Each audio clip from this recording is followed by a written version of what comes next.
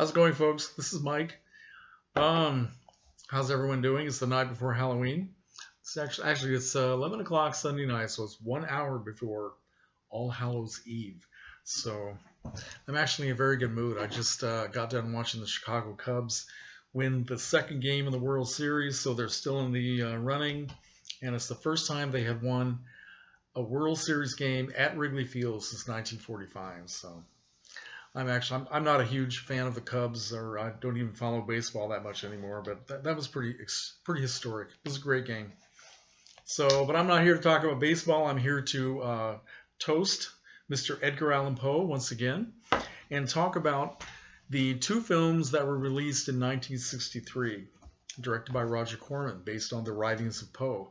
And this time, the two films released this year were based on poems by Poe, not stories.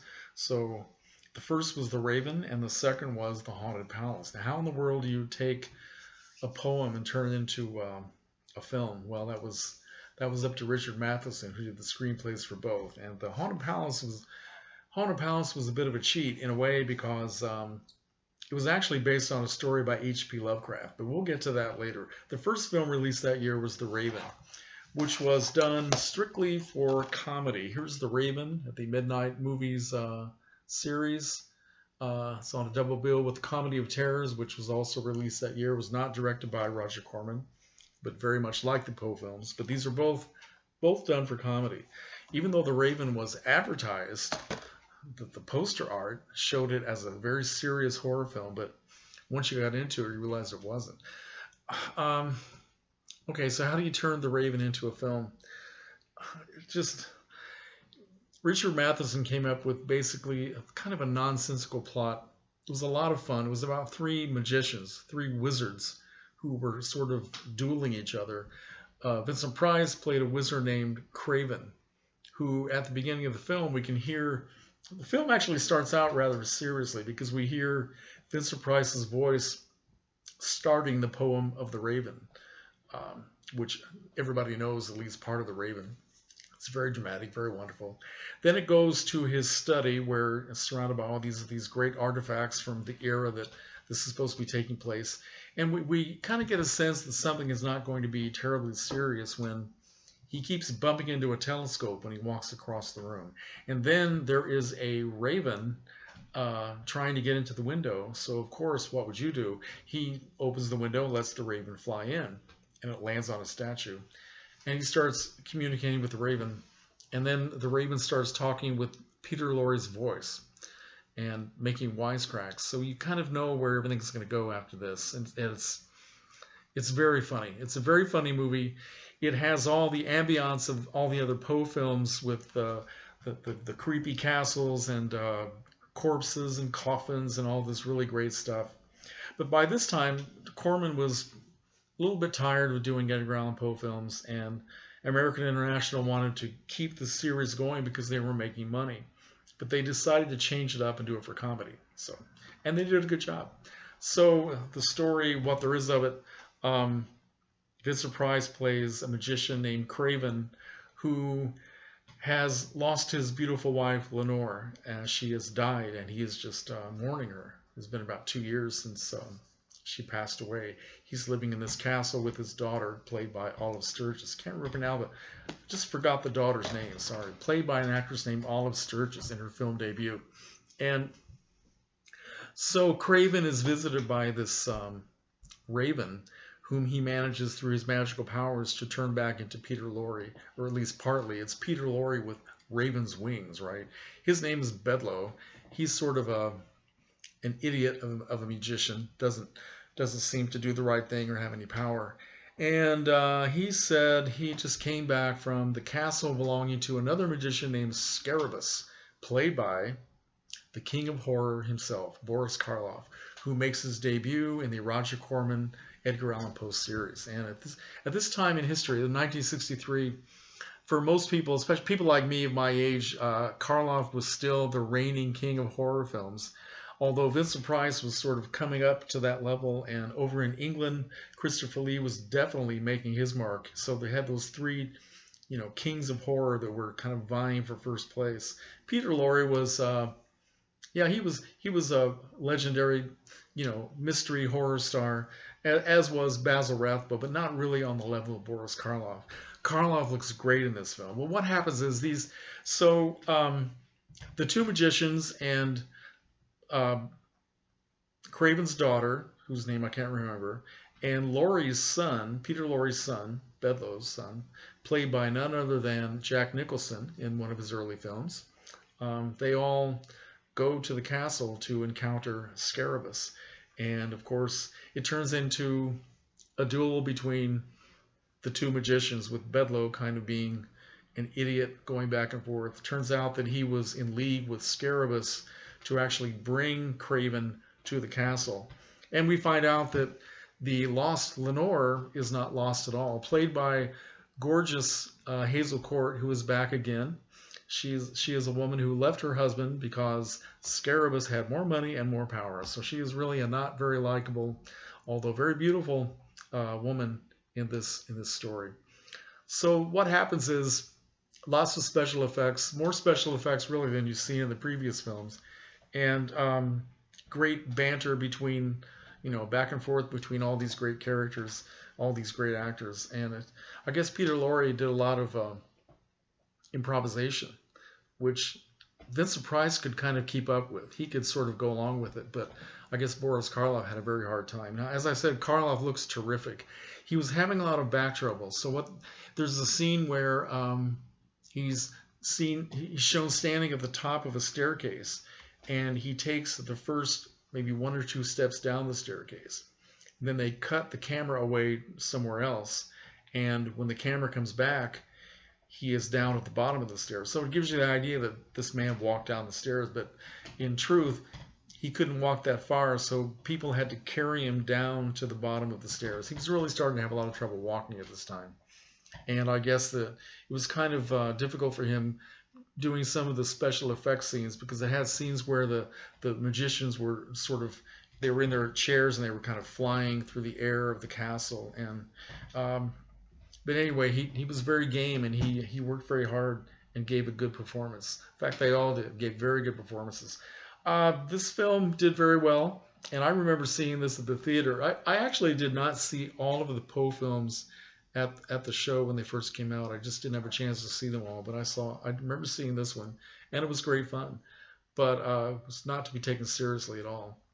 So what can I say? It's just a piece of fluff that looks terrific, and it's just lots of fun. So it's great seeing all these great horror stars kind of hamming it up and doing slapstick and all that sort of thing. So when this film was finished, Boris Karloff and Jack Nicholson stayed around with Roger Corman for a couple of days and made another film called The Terror, which, according to Jack Nicholson, is the only film he ever made that did not have a plot. So that's yeah. The Terror is also a good film, very much Poe-like, but it was not a Poe film. So anyway, going to the next movie of 1963, which is The Haunted Palace, which is on this double bill with another Vincent Price film called The Tower of London, which I have not yet watched. I think it was I started watching. It was a black and white film, not made by Roger Corman, and I need to see that. So The Haunted Palace. There was a poem by Edgar Allan Poe called The Haunted Palace. It was part of the story of the fall of the House of Usher. And so that's the title they used for the film, but in actuality, the story was based on the case of Charles Dexter Ward, written by H.P. Lovecraft, and they gave Lovecraft some credit in the credits, but it was called Edgar Allan Poe's The Haunted Palace, and so it had absolutely nothing to do with that poem. But still, it's a very good movie. In fact, it's an excellent horror film. Vincent Price, Lon Chaney makes his debut in the Corman films, and his only appearance, but he's very, very good. And we bring back beautiful Deborah Paget, who was in Tales of Terror, and this would be her last film, the end of a very long and very successful career as an actress. So it's nice to see her wearing beautiful clothes and beautiful negligees with her long black hair flowing, running through the castle from room to room and being scared and all this sort of thing. And there's a lot of that. It has all the typical ambiance of a horror film. and it's wonderful. It's very dark. Corman said that he wanted this, since he was doing a Lovecraft story, he felt that everything had to be much more muted and much more misty and dark instead of all the bright colors that usually occur in the houses and the castles of the Poe films. So the inside of the Haunted Palace is actually very musty and very dark and brown and gray and all that. And it's done very well. In this story, a man named Charles Dexter Ward comes back with his beautiful wife to a village called Arkham, where his ancestral home is. It's an actual palace that was brought to America from Europe piece by piece.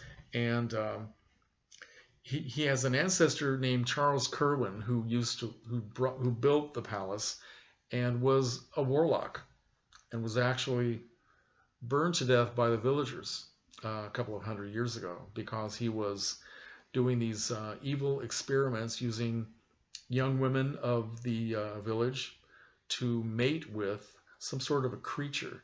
But because of what he did, they had generations of people who were deformed, people who didn't have eyes, people who had deformed faces and didn't have hands, or just so they had a lot of hatred for the memory of Charles Kerwin. Well, Charles Dexter Ward is actually a pretty good guy, and he's just going there to open up the castle and see if he can try to sell it or something. But once he's there, and he's confronted by the man who is supposed to be the caretaker, Joseph, played by Lon Chaney. Now, Lon Chaney is actually the reincarnation or the never dead. I don't know. Maybe he's an ancestor or something, or descendant of one of the warlocks. There were 3 warlocks: Charles Kerwin and his assistants Joseph and another man whose name I can't remember, and his beautiful mistress, a woman named Hester. And anyway, so when Charles Dexter Ward starts spending more time in the castle and gazing at the portrait of Charles Kerwin, which is an evil-looking portrait, he starts getting possessed by the spirit of Charles Kerwin, and his looks change and his personality changes, and he decides that he wants to start doing the same things that his ancestor did, which basically means that he wants to contact these creatures from another dimension, creatures from another world, so he can mate them with women of the earth and start a whole new race. It's just very typical Lovecraft, really. And so the story is kind of off the wall, but what's great about it is the performance of Vincent Price, who does so beautifully, showing the personality changes of this man. You know, he's a good man 1 second, and he's turning evil in the next second, and he does very, very well. It's actually a great horror film. It has a lot to recommend it. So I don't know how much more I want to say about it, except that even though it was not really an Edgar Allan Poe film, it is intended to be part of the series. And again, it was very successful. So Corman said he wanted to get away from the Poe series, but because they were lucrative, the studio did not want to stop making them. So anyway, so La Haunted Palace, like The Raven, is very much worth seeing. And that takes care of the year 1963. And tomorrow is Halloween, and I will be talking to you about the final 2 films in the series, The Mask of the Red Death and The Tomb of Ligeia. So thank you very much for watching, and I'll say that now. Happy Halloween.